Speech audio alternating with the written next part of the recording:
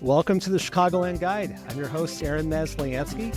Today, I am going close to home in Skokie, talking to two candidates for the Village Board. I'm speaking with Dr. Keith Robinson and Khemarey Khoeun, and they are both currently Village Board members in Skokie, and they are going to talk a little bit about what's going on with the elections here. Different than it's been before in Skokie. The whole structure, a lot has changed. And for me, I've got questions, and I'm sure people here locally want to get answers about why things have changed, what's different, how things are better, pros, cons, what we think is going to be, and who better to talk to than two current trustees who are running. So Keith and Khemarey, thank you so much for coming on today. Yeah, thanks for having us. Yeah, it's a pleasure. And Khem, I've had you on my other podcast, Inside the Skev, before. We've gotten to know each other a lot too. So hopefully you've got the lay of the land with podcasting with me. So it's fun to have you back. But if you both could just introduce yourselves, tell us a little bit about your backgrounds and what led you to public service. Sure, Keith, do you want to go first? Sure, I don't mind. Again, my name is Keith Robinson. I do live here in Skokie. I am a 30-year educator. So I would argue that my public service began when I decided to be an educator.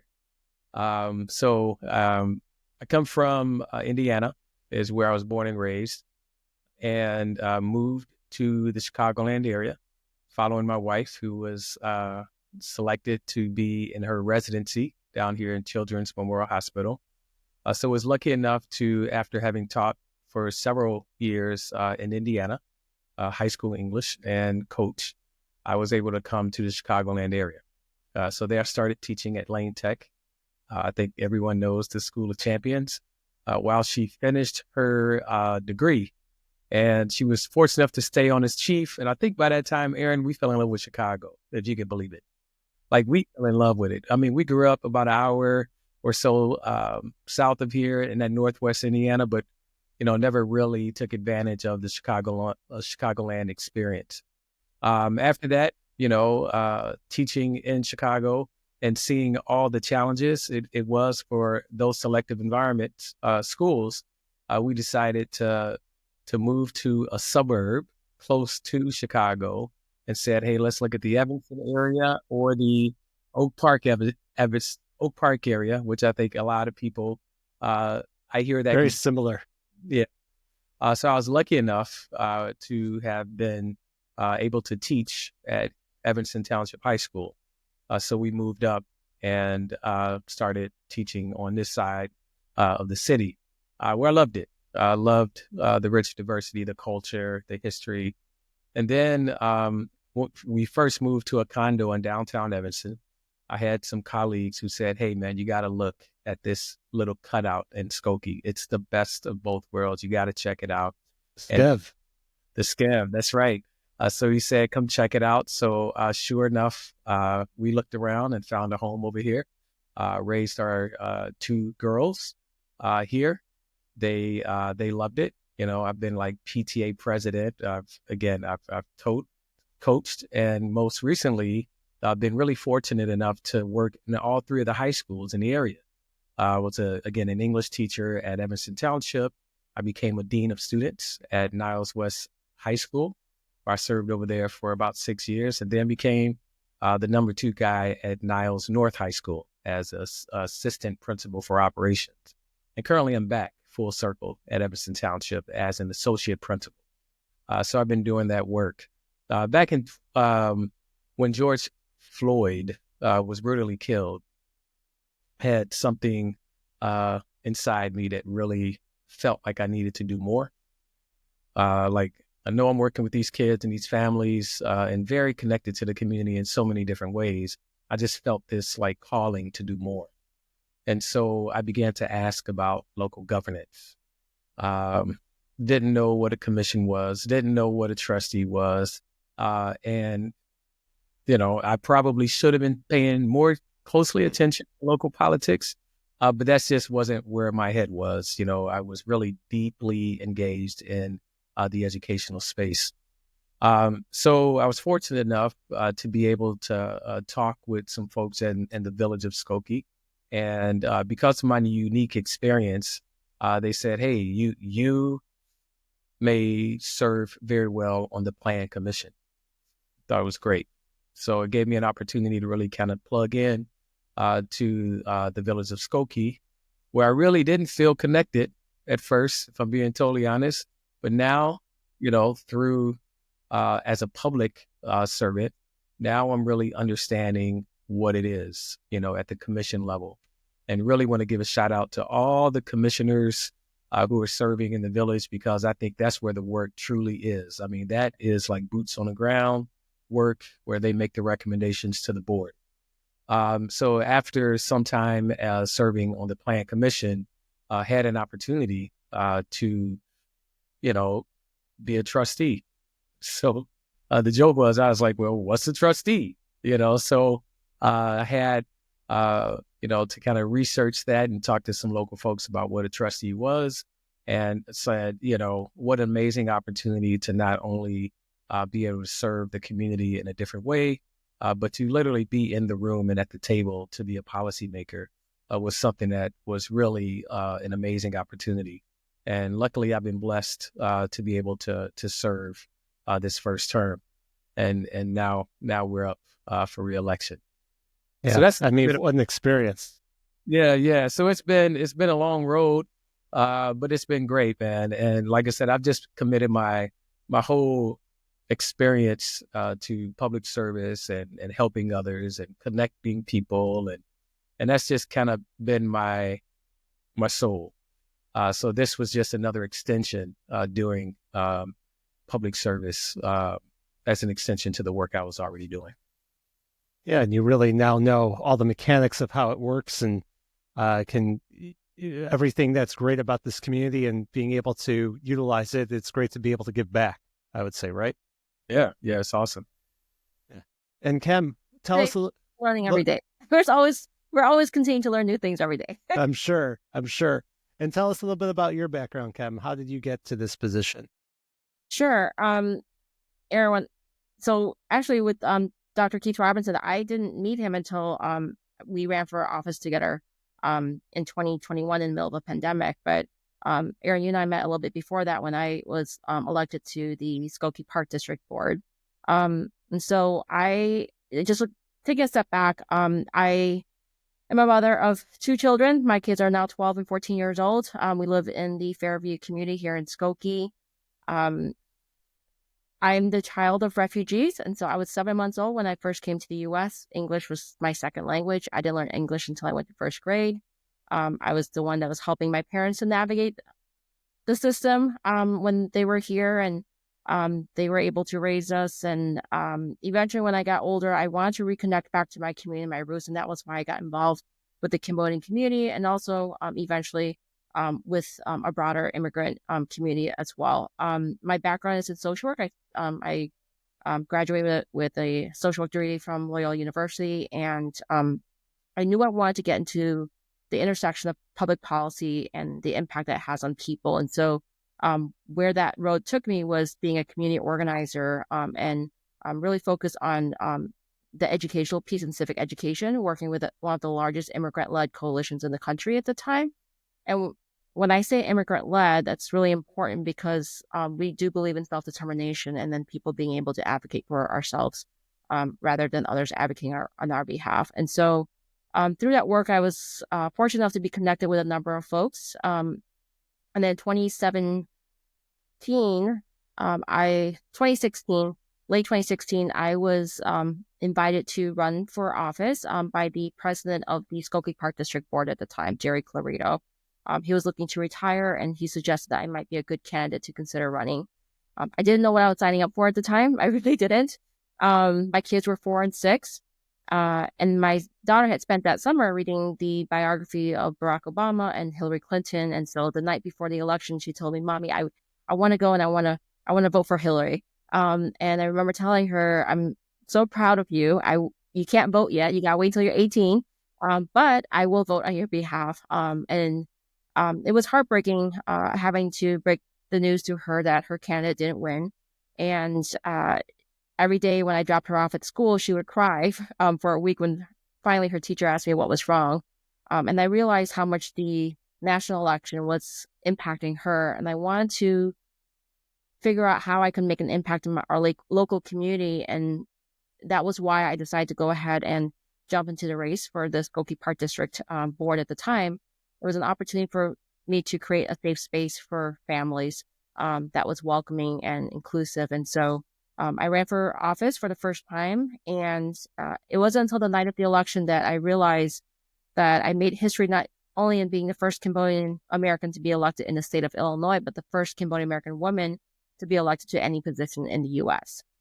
So that has been quite the accomplishments.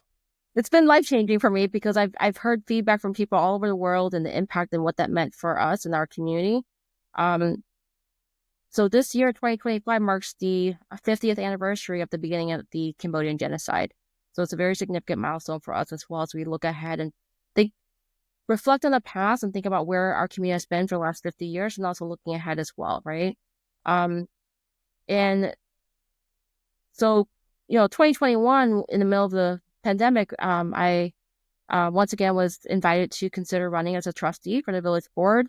I thought about it, and again, I wasn't sure if that was the right move for me or not. But it also felt important for me to find a way to have a voice for Asian American communities here. We do represent. There's about 30% Asian Americans in this area, and it felt important to have a place at the table. And even though I recognize I don't speak for everybody in the Asian American community, or I'm not there to speak for other people, I do bring my life experiences to the table. And so that's the value I think that I bring as far as understanding the impact that immigrant and refugees, our journey and what we've been through, and looking through that lens and perspective. And I think for that reason, Keith and I have really built a solid relationship on the board as well, and him bringing his experience as an educator and as a Black person to the board, and just thinking about ways that we are providing visibility for communities that are often underrepresented. Yeah, especially in Skokie, which is such a diverse community. I think with over 80 languages spoken in the public schools, I think it's important to have such a diverse representation throughout the community. So definitely that's important that you bring that. And one of the things that has really changed with the elections here is for years, there was the Skokie Caucus Party, which basically managed the whole process. We've had the same mayor for over 20 years. Not much has changed here. Skokie's been kind of boring politically. Not a bad thing, but that's what it's been. And over the past few years, things have kind of been shaken up. There was a referendum a couple years ago to basically change the way that Skokie is represented with different districts and at-large members and staggered elections. So this is the first election where this is happening. So tell us a little bit about that. Why did that happen? How does that affect everybody? I would say democracy. It's democracy at work. There was a group of community members and residents who felt like, things needed to change in the spirit of representing Skokie from the north end to the south end, to the east, to the west, and felt that that was not happening. So that was one of the reasons why, one of those referenda items were on the ballot the last term. The other one was, you mentioned staggered elections, which it sounds like that's pretty consistent with so many other government cycles or election cycles. And that third one, we had, term limits. Partisan. Yeah, nonpartisan and term limits too. Again, all in the spirit of just trying to, bring more voice to Skokie. It's really been interesting. Again, you get folks who get the signatures, get the referenda, and vote, and now it's law. Again, that's something that has to be respected. And now we are trying to figure out how that happens. We had to get a demographer to kind of slice up the village to honor the the different districts. And so that's been cut up pretty well. And, you have the at-large trustees. So for those who don't know, the way that election used to work was anyone in the village could run to serve 4 trustees. And it was the highest vote getter, top 6, who would be the ones who would be fortunate enough to serve. And now there's only 2 of the at-large. Those are the 2 positions that Kim and I are running for again. So there would be 2 of those positions, and then you would have 4 different districts, folks out of those districts. So the election cycle and everything's just been very different. So I think a lot of people in the village are going to just kind of get an overload with so many news and first. Yes. Another referenda item that's on the ballot for this coming year about ranked choice voting. Tell us a little bit about what is ranked choice voting. Before we get to that, can I just go back and respond to that question as well, Aaron? Yeah, absolutely. You got a lot of cats to fill in. You had talked about about the Skokie Caucus Party as well. And so the Skokie Caucus Party is a group that's been around for about 60 plus years. And it was individuals who came together over time and with the goal and intention of bringing people who have different political thoughts and points of view from the Republicans, Democrats, and independents being able to work together for the common cause of good governance, right? And so that was how Keith and I had joined. We joined as part of, there was a process in place. There was a screening committee. We interviewed as part of that screening committee. We were invited to screen, and out of that, there was a decision made where there were a group of candidates that they wanted to support as part of a slate. Since that time, because there is an independent candidate that is was running at the time as well, there's been a lot of critique and criticism of the caucus party. And I think somewhere along the way, on the one hand, there's the pros and cons of, we've had something in place that's lasted for a relatively long period of time. And as you mentioned, Aaron, Skokie has been pretty boring. There's still a lot of controversy. But on the other hand, I think there's people who are newer to Skokie who are engaged and looking to, and they don't quite understand why things work the way they were. And so they're challenging that, right? And I think that's where some of the ideas emerge as far as having some of those referendum items. And there was an opportunity for people to engage and to vote. And so we respect that process. And those were the changes that were implemented recently. But I think there's also a lot of confusion because a lot of voters also don't understand the changes that are happening this April. And so it's really important for people to understand, going back to what Keith was saying, that there's no longer going to be a party affiliation list on our names on a ballot. So it's going to be all nonpartisan. We're not affiliated to any political party whatsoever. We have the staggered elections. And then also now we have the concept of the districts. So there's 4 districts now in Skokie, and then there's 2 at-large seats as well, which is what Keith and I are running for, is the at-large seats. And you both are running a partnered campaign, even though, anybody can vote for anybody. It may not be both of you who win, or you may both lose, or one of you wins, one of you loses. So there's a lot up in the air. But what made you decide to run together? I would say, when you talk about kindred spirits, I was fortunate enough to be the first, Black board member in the village, which was really, which was quite an ordeal and quite an honor to serve in that capacity and lead. And Kim, as she mentioned, was the first. I'm the first Asian American woman. So Pramod Shah was the first Asian American trustee. And so I followed in his footsteps as the first Asian American woman on the board. So I think with our lived experiences, and you've heard a little bit about both Kim's and I, there's just, I think the breadth and depth of our existing experience really kind of reach, so many. And, I know I got the doctor in front of my, title in front of my name, but I come from very, very humble beginnings, in a very urban center. moved every 2 years. So I understand public housing and growing up in a single family home. I lost my best friend through gun violence in my youth. So there's so many, and I think that's one of the reasons why I actually got into education as well, is because I felt like it was so relatable to the students with whom I taught.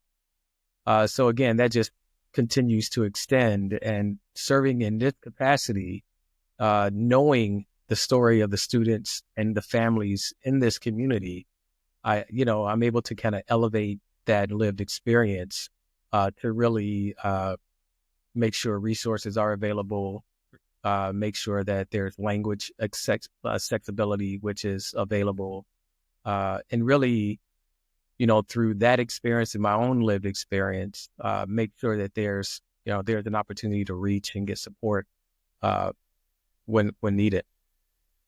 And if you know anything about the Southeast Asian community, Aaron, we break the model, the minority myth for Asian Americans, right? So you hear about the quiet, hardworking Asian Americans who work hard and, pull them by the bootstraps and just stay quiet, stay out of the way, and achieve the American dream. And that's not always the case, and especially for someone who comes from a war-torn country and being a refugee, we don't get to inherit a lot of we're not part of that Asian model minority myth, right? And so it has been a struggle. I've grown up in a community where I'm surrounded by people who are survivors of war and genocide and are dealing with PTSD and anxiety and trauma. And so we often don't hear those positive stories of role models in our own communities. And that was something that I had to embrace as the first Cambodian American woman elected. It was like creating a space for young people and for my kids to see that that you can break through some of those barriers and that you're not limited by what we've seen, right? It's about building a new generation to recognize that we're here in America, we are American, and we're resilient people. Yeah, absolutely. I think that's, like you said, kindred spirits with what you're both representing. I think that's important. And, and representation is such an important and civic duty. So what you're doing is really, I think, a huge value to the whole village in many different ways. But, you're running for the election here, and there's a lot of competition. And like I said before, Skokie politically was boring before, and it's not now. There's a lot of competition. So how do you, obviously in a national level, we see a lot of back and forth, people bashing each other, whatnot. Locally, it's usually it's a little bit more civil. This time around, I feel like there's a lot of stuff going on social media. Obviously a lot of people running for the, only a certain amount of positions. How does everybody keep it civil? My number one recommendation is to get off social media.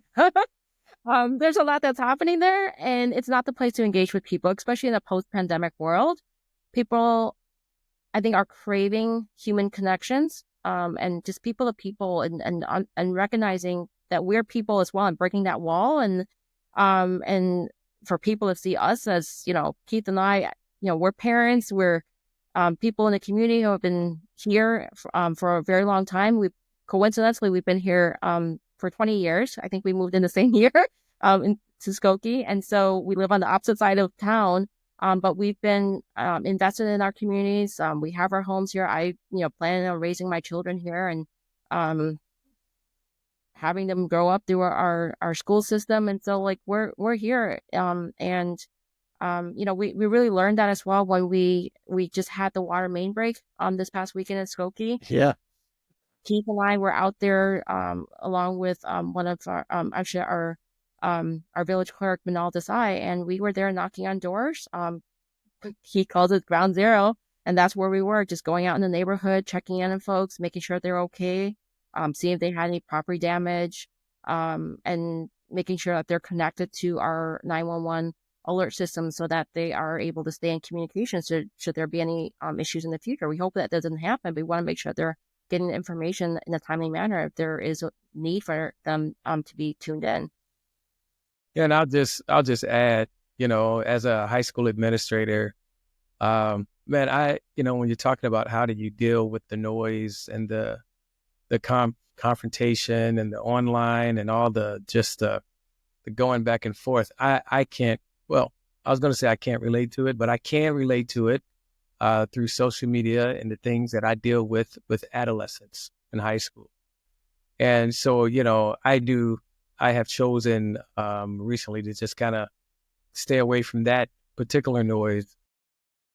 The human connection to me is always paramount. Being able to sit down and have a conversation and find each other's humanity, and just connect on that level. I think that's missing. I think when people hide behind the keyboard and they can, post anonymous things and, write a letter, there's not the human connection there, and I deal with this, again, in my personal life. People shoot off an email real quick and you can't hear the tone, or the tone comes through and it's not what they thought it would be. And no, I was just asking, but, I wasn't trying to be, well, why'd you use all caps? I mean, all of that stuff. Pick up the phone, meet someone face to face, knee to knee, and have a conversation that you can truly understand where people are coming from, ask for clarity, for things that could be misperceived, and challenge, narratives or false narratives that may be out there. And there's been a lot out there. So, again, I really appreciate this opportunity to have this conversation that you're providing for us. Yeah, because it get contentious. Go ahead, Kim. I want to point out also, and then I go back to the idea of look, I'm a Democrat, right? But that's not who I lead with. I can sit down and have a conversation with someone who's Republican, and I have done that, and we've had some very thoughtful, insightful, thought-provoking conversations, and we connect on family values, we connect on just humanity, and it's not about who we're politically affiliated with, right? At the end of the day, and there are folks who might be on the same side I am that is not on the same page with me, because I think for me, what's important is also the how. What's the process? How are we engaging people to achieve our target or aim? Because the path and the journey that we take to get there is also very important. The ends don't justify the means. And I'm a strong believer in process and community engagement, and we need to bring people along in the process and not bulldozing our way through. And so that's something that's very important to me as well. And I'm willing to sit down with anybody, regardless of their political points of views, as long as there's someone that they're reasonable and I can work with. I think that we're all trying to make sure that we have the best community that we live in, right? And there are lots of different things that have come up over the past few years since you both have been on the village board. I know, from my experience living here for many years, and I was an intern back in 2003 at the village, just getting to know a little bit about the things going on then. And there's always a lot going on. I mean, you have Old Orchard, you have affordable housing. Top of my mind, like you mentioned, the water main break. What do we have planned to be able to make sure that doesn't happen again? Or a lot of our public utilities are older, so what's the planning involved there? So what do you perceive as the biggest issues that you want to tackle in your next term, and what Skokie has to deal with? Yeah, for me, it's kind of finishing some of the projects that we've already started. And a lot of that comes from, even work with the village SIL, and Kim, hopefully we'll talk a little bit more about that, but also the economic development in the village. It's just booming right now. And we're just, every time I ride by Old Orchard Mall, I'm glad, it does make me smile and frustrated sometimes because I can't get a parking space right in there. But just knowing, that's kind of our lighthouse, of the village that's really helped the residents, with our taxes for years. It's contributing to schools, the park district, and just been kind of a guiding light too for so many other municipalities trying to figure out, what happened to them in their respective communities. So people are looking at us. We serve as an example of how to do it. And I cannot wait for the continued expansion of Old Orchard and what's going to be right north of Gulf Road. That's just going to really build another vibrant community in the village. The other thing that I'm super excited about is the corridor on Main Street. That's been kind of in the works for so many years, but we have had folks most recently, the movement, Meet Up on Main and Go Green, and even with the support from our local, state reps, we were able to get some money to kind of look at, how we could publicly develop that. So we've recently even had a rendering at a board meeting to talk about kind of futurizing the Main Street corridor and what it's going to look like. And that's another just feel good for one of the areas in Skokie that's been kind of, in the rearview mirror, for lack of a better term. But it's great to be able to kind of look at different areas of the village and really continue to expand and build it.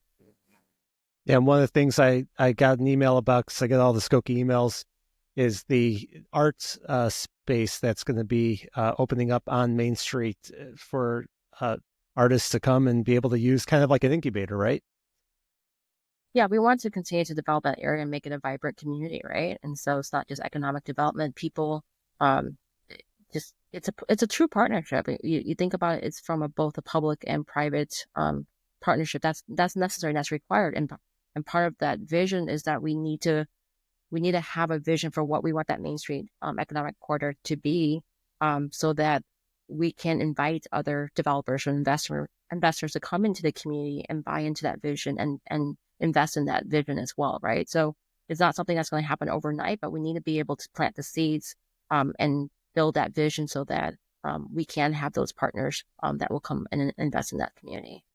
And you look at public-private partnership, even this past weekend when the water was off, you're giving out water right by Sketchbook where people come pick up water, go through there. So that's a private, organization helping out with the whole public, which I think is really important. And that whole corridor, by the way, just to mention that, you've got the Piccadilly that just opened up over there too. And so it was an area that just, there wasn't much going on for many years. And like, you could just see how things have been sprouting there and how it hopefully continues to push down further east along Main Street. And yeah, sorry about that, Kim. I was just going to talk about 15 new businesses downtown Skokie in the last, year and a half or so. I mean, it's just, there's been so many, just wonderful things that are going on.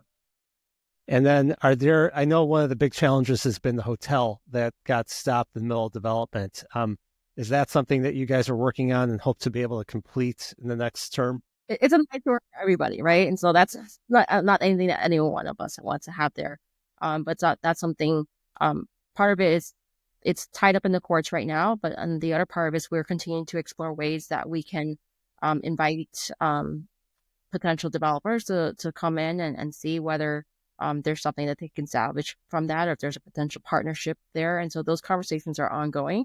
But in the meanwhile, there's still things that need to be cleared through in the courts. And so our hands are tied until that gets cleared through the courts as well. I want to go back and talk about partnerships real quick, Aaron, because, we talked a little bit, Sketchbook has been a great community partner working with the village and a number of other partners within the village of Skokie as well. But the relationship, the intergovernmental relationship is also really critical, because that morning on Valentine's Day, when the water main broke, phone calls were happening, and you got Senator Ram Villavalam, who made those phone calls and got Pepsi and Coca-Cola to donate 100,000 bottles of water. And so over the weekend, all 3 days, we assembled and got volunteers ready on hand. We needed a place to distribute the water, and so we were able to identify Sketchbook as a location that was willing to close down their business for a few hours so that we can have the loading dock available to get the water and make it a water distribution. And they did that throughout the weekend. We had committee person and Commissioner Josina Morita from the Cook County Board of Commissioners. She was out there as well. We got pallets of water donated from Cook County government. Tony Preckwick was there. The mayor was there. And so it really was a huge community-wide effort. And the relationships and the partnerships are so critical to be able to make a phone call and have our allies and then supporters be there on such short notice. We had the medical corps volunteers who were activated to help with the water distribution. And so there was a lot of people that was involved. Niles Township government as well. They got their volunteers out there. So it was really great to just see people come in on short notice, give up their weekends, be out there in the cold and just figure it out as we went along and try to figure out a system to get water to people as quickly as we could. Yeah, and also I want to give a huge shout out to the public works staff who fixed the problem and are continuing to work on it. And I know that there are many communities that came to actually help with the repair on East Prairie. Just really incredible that they were able to do that. So I know that it's still in process of being fixed, but those pipes are old. Like what was the cost of that to not the business owner cost, but what's the cost to actually repair that? And then does Skokie have a lot of money in reserves to go and upgrade these water pipes as time goes on before we have these types of issues again? Yeah, I can answer that. So that pipe, we had a 36 diameter transmission main that connected Evanston's water supply to Skokie, and they get that from Lake Michigan, of course. That pipe is supposed to last 100 years, and the pipe that we have there was from the 1960s. So it should not have happened, and so that investigation is ongoing. We still need to understand why that cap broke. But it's within under the 100-year period, right? And so that's one piece of it. The other part of it is, the village does aggressively invest in our water infrastructure each year. We've spent over $100 million over the past 10 years. That's been reinvested into the village's water distribution system for our water main replacements and overall system improvements. Every year during the winter season, it's typical to get, it's part of the maintenance that Public Works does. We get about 10 or 12 different pipe bursts, but they're typically smaller, right? And so that's right. Just maintenance for any municipality. But this was a unique situation. And then just to give you some stats, also during 2024, the village replaced approximately 1.92 miles of water main. So we're continuing to invest in updating our infrastructure. That's not something that can happen village-wide, but something that we're continuing to prioritize and reinvest in every year. Yeah, I know where I live, there were 2 water mains on each side of the complex where I live that broke subsequent to each other within the past couple of weeks, or within a couple of weeks of each other last summer. So it's, it does happen. That's what I thought happened that Friday morning. After I checked my whole house for any leaks, and I'm like, oh, okay, I had a breath of sigh of relief that actually it was a much bigger issue. Well, did you see what happened in Southwest Detroit? They had a much larger main break, I think on Monday, the same weekend. Wow. And the temperature dropped, and so people were in ice. And so thankful that we were able to get the issue resolved as quickly as we did. Although I know it's still hard for the people who are immediately in the area, who are directly impacted and experienced damage to their homes and property. Oh yeah, it was something else, that's for sure. And you really realize how much you're all connected as a community. Not in a good way there, but it was beautiful to see people come together. So I'm glad it got fixed. So thank you all for that. So there's obviously a lot going on. I think that the next several years, you've got Old Orchard, you've got Main Street, you have different things going on. One thing actually I want to ask before we go on to the next subject is just about housing. Me personally, being a real estate agent, it's an important issue, and I've seen affordability, go lower because there's just no inventory of houses. And I personally see this throughout the Chicagoland area. It's not a Skokie issue. And I think many of the reasons why is because we had really low interest rates, and a lot of people bought houses or refinanced, and then they jumped up double. And people decided that they don't want to lose their low interest rate, even though the interest rates that are around 7%, which it is right now, relatively speaking, is not very high, but it's a big difference between what people had before. It's much more expensive to build new construction because construction costs are higher with inflation. There isn't land. And I know there's been a push for affordable housing requirements on new developments, and a lot of new developments in Skokie have been rental. But, part of the thing that I look at is like, how can we do more incremental zoning? How can we, instead of it just being and this is something that's been talked a lot about in Evanston, it's very contentious right now, but, there's single family zoning, but is there potential that maybe duplexes can be built, or maybe a 2-flat or a 3-flat, or accessory dwelling units? I know that's been something that's been talked about. So where do you think that goes in the next few years? I would just say, my understanding with when you're looking at affordable housing, you mentioned it. It's about having housing stock and inventory. Proudly in the last couple of years, I think we've approved more than 1,500 units to be built. Yes, they're part of high rises and some low, and even there's a townhouse community coming. I think it's over on Main Street somewhere. So looking at just the variation of different types of housing, for me, what that does is it gives our residents an opportunity to have further choice. When we did the 8,000 north in downtown Skokie, I think we saw then that Skokie was a desirable place for builders to come. And that kind of really kind of focused our efforts to say, what other areas would be of interest to some of the builders who want to come over. With the inventory and giving our current residents opportunity, I think it's just a natural thing. If we have some of our older residents of Skokie now who can't, there's a lot of families who just choose not to even, it's difficult for them to upkeep housing. So to be able to go into a more affordable unit, and now leave room for a single family home for a young family, So I think for me, it's just about having that fluidity with the types of housing. You talked about accessory dwelling units. Yeah, that is definitely on deck.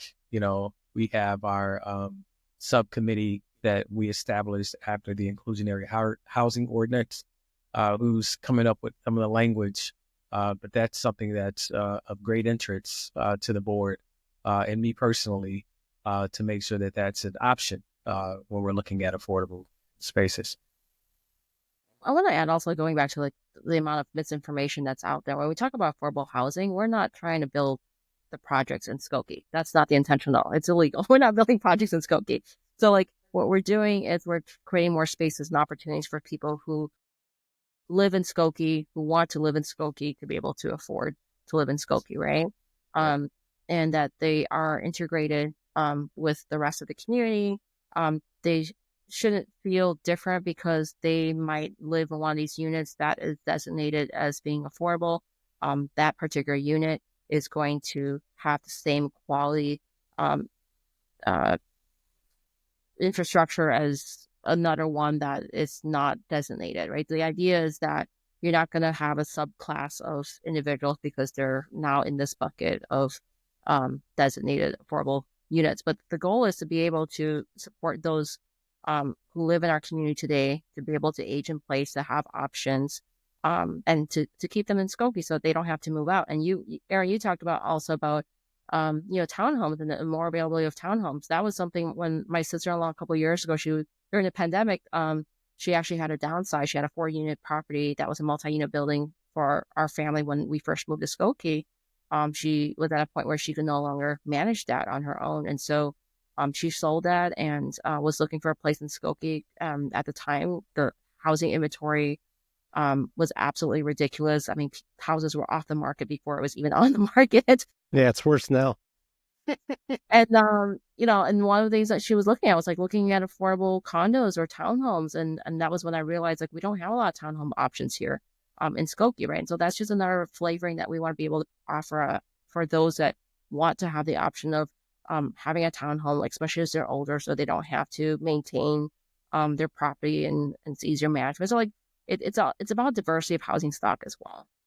Right. It's about supply. And, just to also to bring home that point about misinformation about housing, I've heard certain things where people have said they're concerned about like Bessie Road's closing and what type of housing is going to be built there.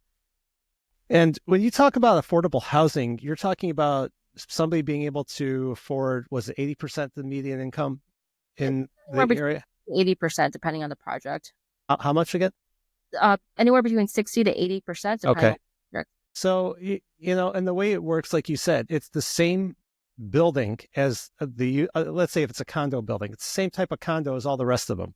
It's just usually it's either, it depends on how it's set up, but maybe there's a second mortgage that is, being placed where you have to stay in the unit for a certain amount of time before you have to pay it all back. And it's the other unit, like in order to be able to build something there, either houses or townhouses, you're probably not looking at anything less than 600,000 at a minimum. Like that's not cheap.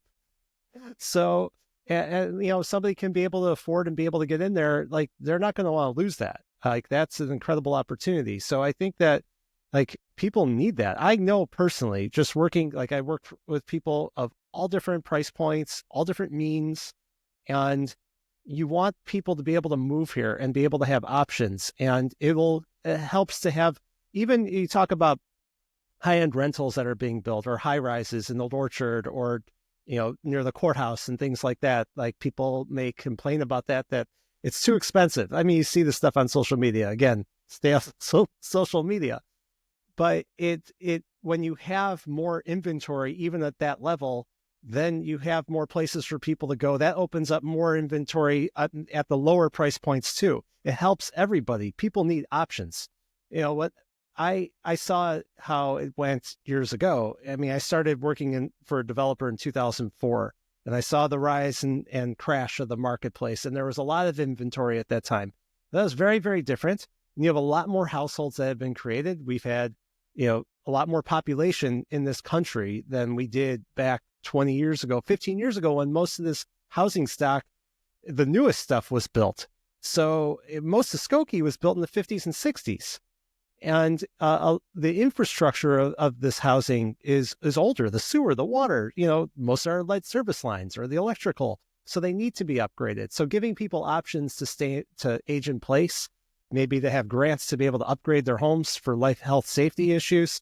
Like that's a good thing. We want people to be able to stay in the community. It makes it valuable, very valuable. And we're able to invest in all the other things that make the place great. So I think go ahead. Ken, Housing is a national issue. It's not unique to Skokie. We have a housing crisis right now. It is happening everywhere, and it's not unique to Skokie. It's based on market demand also, and this happens to be where we are right now in the market.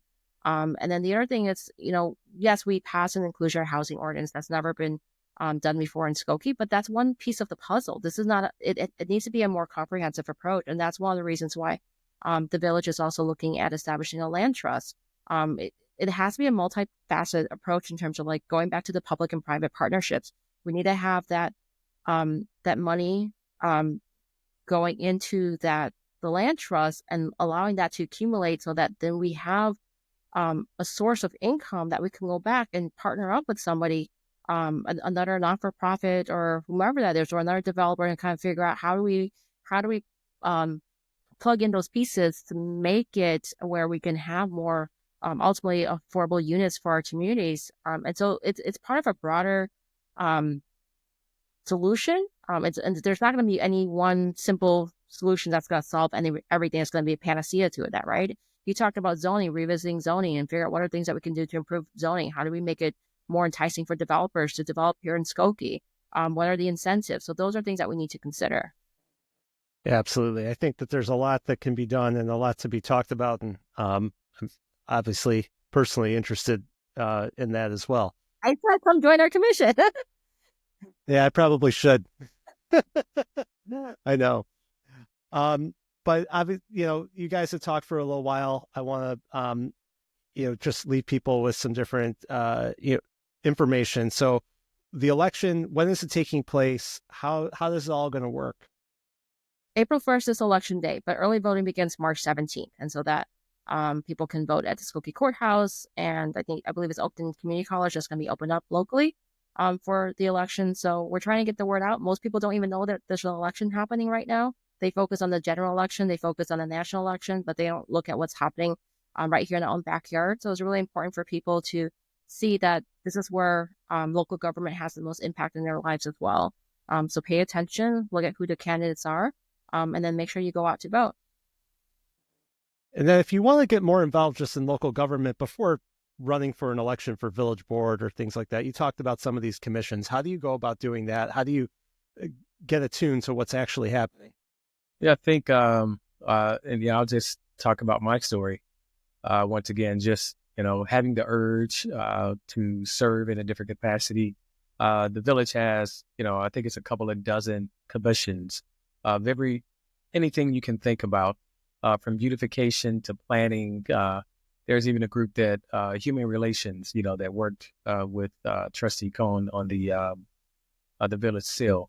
So there's so many interests that if anybody has, wants to serve, I'd start with that. They can look on the village website under commissions, and they can see all the different types that they have, and simply apply. Again, reach out to me personally or any of the trustees. We're happy to talk with you. We're happy to make a connection with someone from the commission who can give you, a more proximate understanding of the work. But I think I mentioned it before, that's where the work is. Trying to get multiple perspectives, kind of on that ground level of good governance, bringing in every voice so that we can finally make a decision that's in the best interest of our community. And Keith, you mentioned the village seal, and I know before we end, Kem, can you tell us a little bit about the village seal? What's been going on there? Sure. So this is not the first time the issue's been raised over the years, even prior to me joining the village board. I know there's been some questions about the village seal and its harmful imagery to the indigenous community. And for a long time, the mayor and our local historian has been working with the Mitchell Museum in terms of getting guidance and understanding of, does that seal represent the indigenous community at the time that the village was established. We didn't get any pushback, to be honest, and it wasn't until recently when we revisit the village seal again, and again, folks were adamant that we needed to change the seal, and while I am open to that, I wanted to make sure that we were doing that with Native American input, that we were not going to speak on behalf of them, but we were bringing them on through this process with us. And so we reached out to the Mitchell Museum again, and what was different this time is they had a new director, Kim Bijo, and that was, we did a listening session, and they share with us how harmful the imagery is for their community. And I asked him bluntly, what's different? What's changed this time? Because all these other times when we've tried working with the Mitchell Museum for guidance and input, we were told that there wasn't an issue with the seal. And her feedback was very insightful, all right, and why representation matters, because she is the first Indigenous director for the museum in its history, and it's the first time they have a majority Indigenous board. And so when you have people speaking for themselves, you really get cut through all that noise, and you really understand the impact that it has on their community. And so this has been a very beautiful partnership. We've partnered with Jasmine Gurnu, who's also co-chair, and Maria Montesera, who is the chair of the Human Relations Commission. So the three of us are co-chairs of the Village Seal Committee. It has been a very thoughtful process. It's been very inclusive, not only working with the Indigenous community, but also working with the Skokie community at large, so that we're representing past, present, and future into the new Village Seal design. So we're really excited about that. That recommendation is coming before the Village Board on March 3rd. So stay tuned for that. This is where I go back to saying the process is just as important as the destination. and being able to engage with the Indigenous community was a really beautiful process in terms of learning for all of us. And we will continue to have an education campaign so that the rest of the community understands why we needed to change the seal, and why we're adopting this new seal, or moving forward with that recommendation to the board. Yeah, I think it's important to get out those reasons, because I think that, again, misinformation, people get angry online. That may not represent everybody, but it's I think it's important to actually have the viewpoints from the people who it affects the most. We don't want to erase that seal either, because that seal is part of our history. Sure. We need to remember that the seal existed, and the reason why the change had to happen, right? That's a part of the history. Absolutely. So there's a lot that you can get involved in. I think just listening to this conversation, you learn about a lot of different things that are happening, why you both are involved, why you both care so much about Skokie, and how you can get how you can go vote and get yourselves involved here too. But where should people go to learn more about your campaign, and also about everything that's going on at the Village of Skokie? KimandKeith.com or Skokie Forward. Okay. And well, I appreciate both of your time today. Thank you so much. And thank you all for watching or listening, however you got this conversation. Thank you so much for joining us, Aaron. Yeah, Aaron, thank you so much for providing this opportunity for us. My pleasure.